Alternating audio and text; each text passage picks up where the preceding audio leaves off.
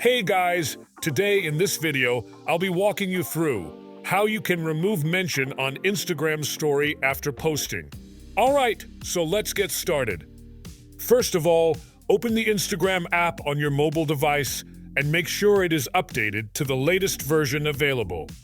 Now, swipe right on your screen and the Instagram camera will be launched. First, select the image or video that you would like on your story.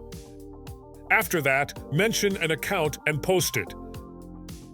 Once the story is uploaded, tap on the three dots menu at bottom right corner of your screen and a menu will appear.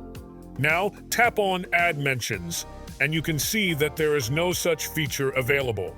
Simply, you just need to delete your story in order to remove the mentions. You can add mentions by using this feature, but you can't remove them. That's basically how you can remove mention on Instagram story after posting.